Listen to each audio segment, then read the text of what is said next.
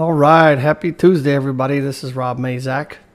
I am a psychic medium and I do lots of podcasts. And if you have not heard any of mine yet, you'll find that none of them are scripted. None of them I prepare ahead of time. I just get hit with an idea or ideas and a thought and some kind of topic, and I just begin talking and see where it all ends up. And I've done a lot of different podcasts, from metaphysical, spiritual, alternative. Basically nothing's off the table. So anyway, here goes. So I think I would probably talk about or title this as there are so many synchronicities and signs these days, at least for me, that it's just been incredibly amazing to watch how everything is put together for me. Well, maybe I'm doing it, who knows. The point is that there's a lot of things that happen that correlate and intersect and are part of other things. And when you look back at these things, sometimes from years ago, might even just have been, last week. But either way, everything tends to tie together. And if you really learn to pay attention, you can get some really cool information and guidance out of the other side. And I believe that, I'm sure like most people do, that there's a wealth of information on the other side of the veil. And you can call that whatever you like. Spirit, spiritual realm, other dimensions, alternate universes, parallel dimensions, parallel universes. There's all kind of things. But I don't think too many people would disagree that there's something that is outside of this reality, outside of us, that influences us. And like I said, there's many names for it. There's many religions that have different names. In my opinion only, I believe that they're all just different names for the same type of idea, same type of thing, same type of medium. However you would like to phrase that or define that. There's a better word. A couple of podcasts ago, I had talked about a meditation journey that I had, and it was a bit of a struggle to begin with. I'll summarize it. What I ended up having to do was just simply sit in my quiet space and put out intentions, because that's all I couldn't seem to connect for some reason. It just wasn't working all that well.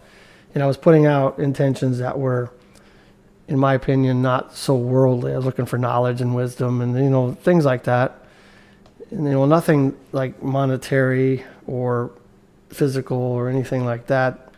And so it was more or less to ask and intend that I grow beyond where I'm at now. And even though I've been on a lot of journeys, spiritual journeys, meditation journeys, however you call it, and I've gotten to see a lot of things, experience a lot of things, be exposed to lots of different types of information, I still feel like it's just scratching the surface. And that's probably true, because the cosmos or the universe out there and the vast amount of information that's out there is just, it's incredible. When you really get into that type of journeying, whether it's on purpose, by accident, through dreams or whatever, it's like a drug almost. I mean, you can't get enough of it. It's so cool to know things, see things, experience things that you can never really do in this particular reality, on this place we call Earth, whether it is an Earth or not. In this particular meditation journey, after I put out my intentions, this seemed to be the thing that unlocked my key to the other side. And what I saw was a really dark world. Most people, when they see the source or the spiritual realm or the other side, it's just glorious white light, massive feeling of love and all these wonderful things. But for some reason, they were showing me, a darker world. Not that it was scary or that it was unloving. It just was different. And it looked like like a place. I don't know whether it's a planet or whatever, but the place I was seeing looked like it was the remnants of lots of volcanoes. You know, that volcanic type of rock, spiky, black. And it had a lot of rivers and crevices of this really neon colored blue and green. I was walked over to a different side of this particular view I was first introduced to. And I was led to this big stone table. I guess it was stone, but it wasn't metal or anything like that. And sitting across from me was this entity, which was also a darkly colored. I'm not saying it was a dark energy. I'm saying it was, no face, which is usually to me represents spirits or angels. No face. I sat down at this table, which I was directed to do. And on this tabletop, there was like a flat, like in our modern time, we would look at that as like a computer screen, but it was on, built into this tabletop. And there was 26 different characters, like alphabet type things. And they appeared to be characters or symbols that represented the symbols you would see on the runes, runes, which is something a lot of people use for readings, like people use for tarot, I use for tarot. And so runes is just another way of doing readings. At least that's all I really know about it. And so 26 characters, just like our English language. And when I shared this in a podcast a couple of podcasts ago, I remember saying, I know that there's more to this message, and I couldn't think about it when I was speaking. Once again, sometimes there's a disadvantage in not preparing for these things. What I left out was probably the coolest part, if you ask me. And so he told me that these 26 characters, I say he, it felt like a male or masculine energy. I'm not sure what it was. Could have been female energy as far as I'm concerned. It didn't really seem like it gave off either one. But I was just going to refer to this entity as a he, make it simple. He told me that these 26 letters or characters were what I used to create my reality.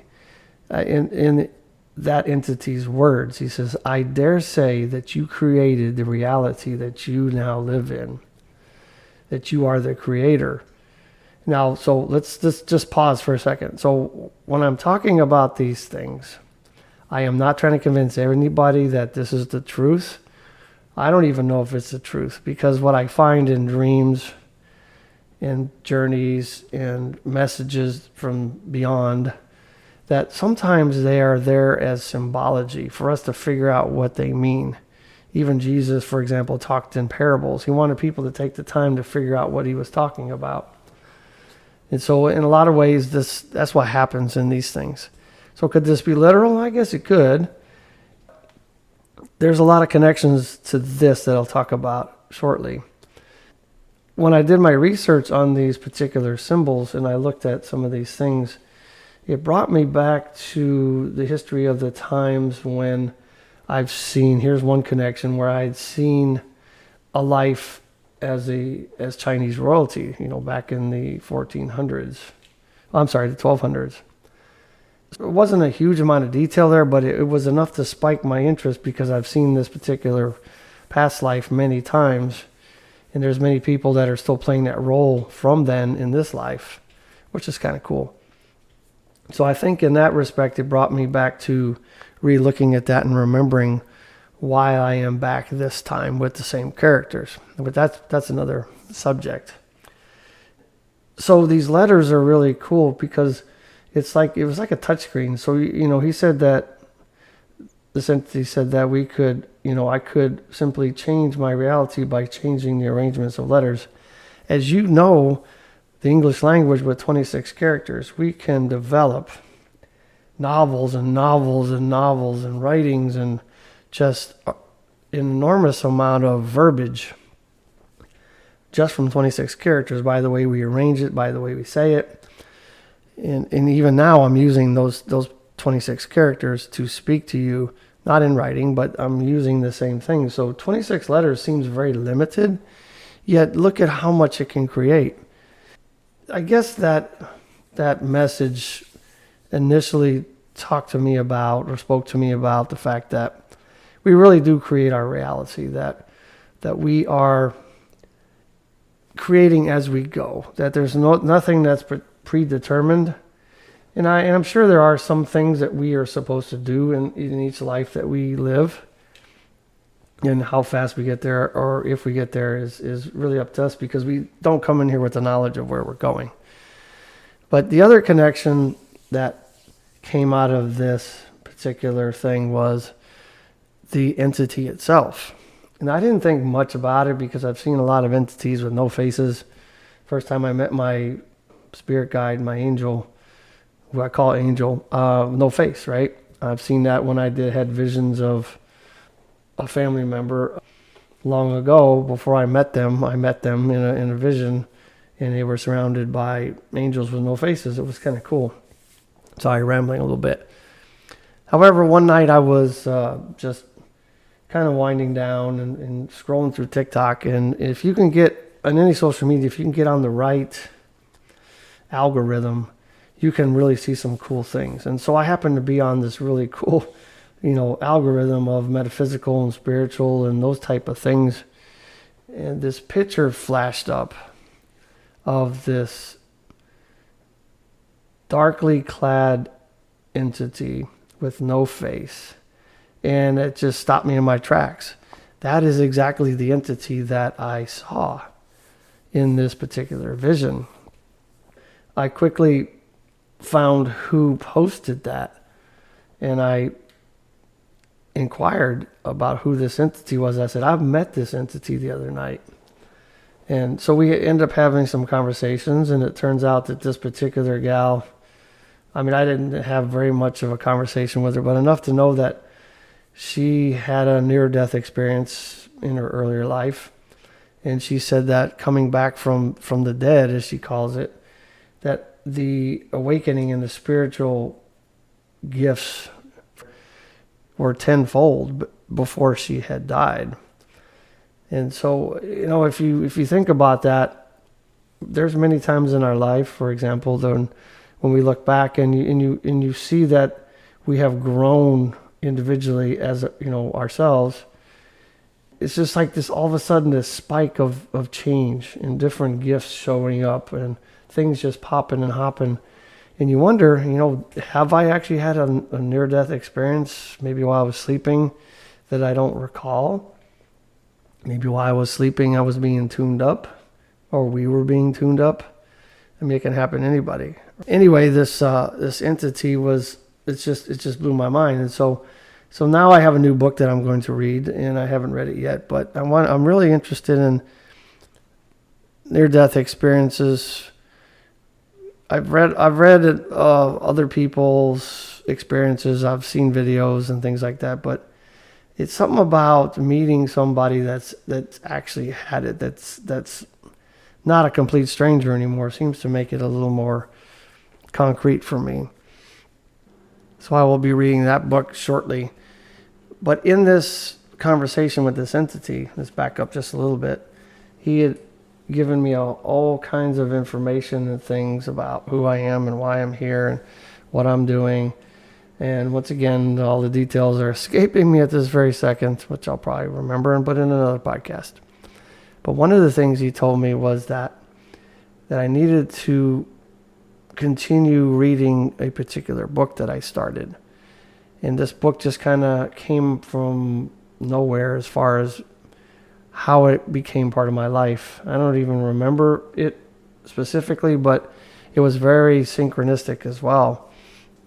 And the title of it is Gray Aliens and the Harvesting of Souls. And there's more to the title, but that's the main part of it. That's what really captured my interest.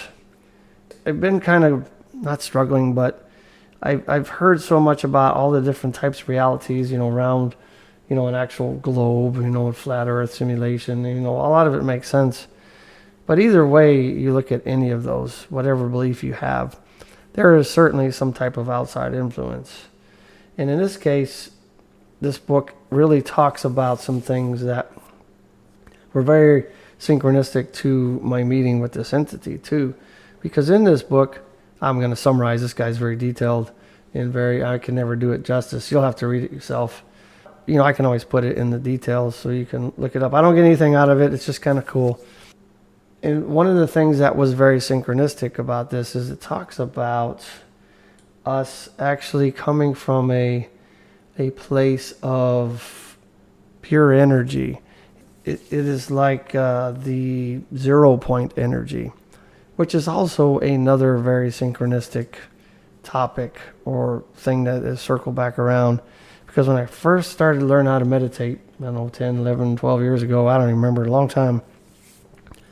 One of the things that I got to see this was one of the times where I was completely separated from myself consciously. And I found myself in this place that was just pure energy. And I remember hearing the words, this is 0 point energy. And I have no idea what that was. I went and Googled it, and sure enough, it's a thing. Well, this author talks about, having us as creators coming from this type of place and wanting to become part of the creation that we have put together, the reality that we have created, but not so much that we're separated. It's almost like you got 1 foot in, 1 foot out, which is what I have been told. Once again, another synchronistic thing, that my soul, my father's soul, and one of my spirit guides that I first started working with long ago were split souls, where they project being in spirit, being in a place like 0 point energy, pure energy, spiritual realm, and experiencing what life is like in a reality like this can be done, apparently. Once again, none of this is proof. The book talks about the fact that sometimes this is where the soul exists, according to the author, which makes a lot of sense. But also, according to the author, sometimes these souls will be so interested in the carnal life that they get, for lack of a better word, sucked into a reality like we're in, because of all the the human pleasures and the human experiences that you don't get in the spiritual realm. And in that realm, you guys have heard me talk about hypnosis clients that I've had, and even my own experiences, where you go to the spiritual realm, or that space that we talked about, the 0 point energy, where you're just energy as a body, if you will, or an existence.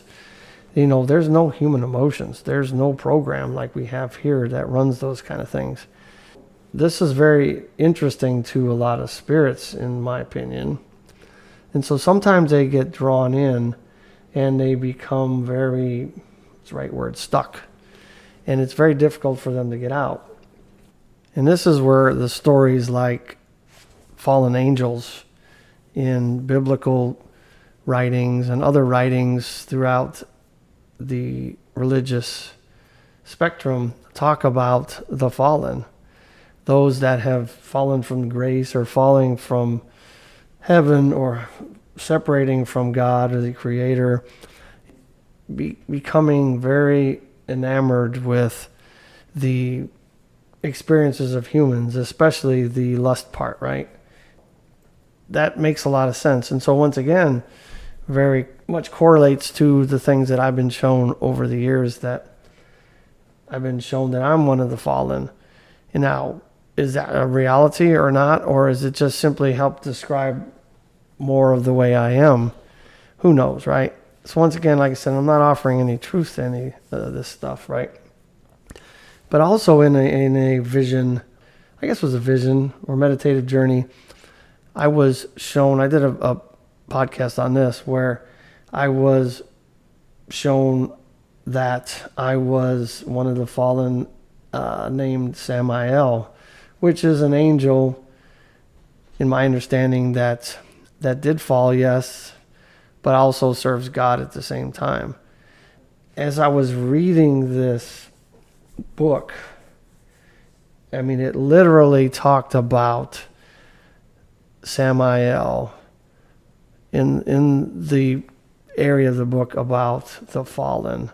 And the passage described exactly what I had been shown in that vision before. You kind of see where I'm going with all this. I mean, it's just amazing how everything correlates, everything goes together, everything's synchronistic. You know, if we really pay attention to what we're being given, eventually it will start to make some sense. I don't know. I can't say it enough that we have to stop walking around with blinders on, just working and eating, sleeping, consuming, dying. No, come on.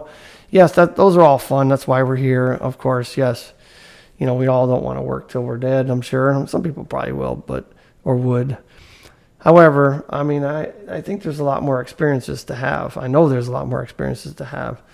And if you just open up your mind and learn to meditate and learn to connect and learn to figure out how you connect, it doesn't have to be a classic meditation. It can be all kind of things. And I've talked a lot about that. But I want to remind everybody that everything that happens in our day and even in our dreams are all messages. They're all messages from the other side. And like I said, you can put whatever term you like to that. The other side works for me. Something that's outside of me, outside of my reality, outside of my capability as a human being. We can gain so much knowledge and we can gain so much wisdom. We can get or become part of this ascension process. Now, I don't know if ascension is the right word or awakening is the right thing. I would really just simply say learning to pay attention, because everything's always been there. It's always been there, and we just haven't taken the time to pay attention. It is difficult at best when you look at the history of human beings and the fossil records and all those things out there, that we were designed to actually decrease or diminish in what's called entropy, which means that we go from a lot of chaos and disorder to less chaos and more predictability. But in that process, as we move towards that, we also become less evolved over time. And this book that I'm talking about really digs into that, where it talks about the fact that that's not really the case. We've been taught all our life that evolved from mammals and monkeys and all these different things. According to the research this guy is presenting, that's not really the case. So where is this coming from? It is coming from somewhere. We've had help. We have help. Now, it could be these gray aliens that he's talking about, these robotic type soulless beings that are biological and machine all together. Very interested in the fact that we have a soul, that we are connected to the Godhead, and that we can return to the ultimate source of information. I would encourage you in the process, we don't have to wait till we return. Come on now. We can do it while we're alive right now, doing, living this life that we have now. We can still connect with the Godhead, the Creator, and learn why we're here. It's not as easy with this limited brain based on the enormity of the information and the Creator and all that. I get that.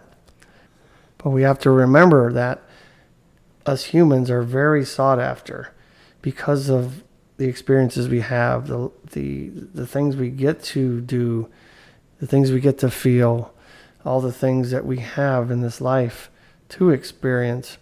And the fact that we are filled with a soul, that we have a soul.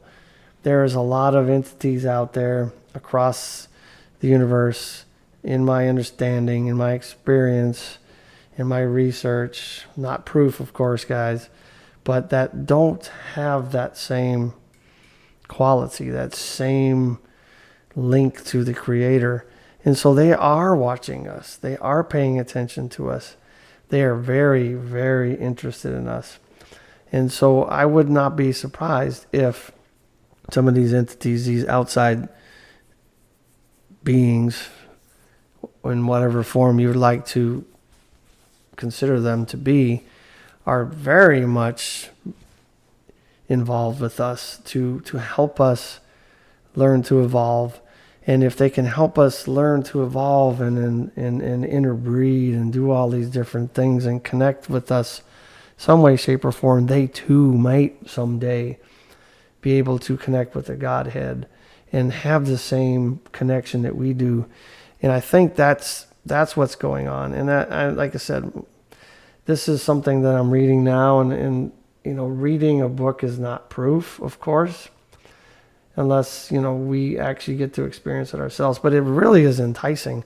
And I think what's just so enticing about it and so compelling is that not only am I reading this book at face value and talking about and learning about some of these things that I am talking about here right now, all of it is interlinked and all of it is connected to all the things, not all the things, but many of the things that I have seen through my own journeys, through all these years. And I say years because some of these things go way, way, way, way back. And for me, it just makes it absolute proof for me. Of course, proof is a very lucrative and shallow word, right? Because proving something is very difficult at best, because most of what we hold true, as you know, you've probably heard me say it, is really in our own perception. However, for me, it's becoming a very big truth. And what's really cool about reading this book for me is that it is solidifying all the information that I've gotten in the past. It is putting it all together. And this was simply from me struggling with meditation, deciding to put out intentions instead, and finding myself in this dark world, talking to this entity, and got a direct message to continue reading this book.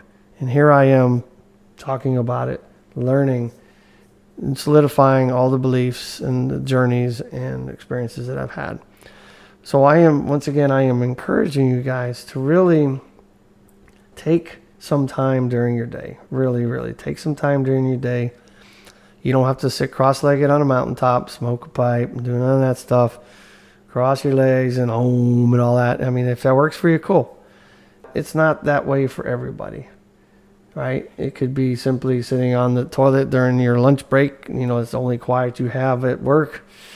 It could be sitting in the bathtub. It could be running on a trail.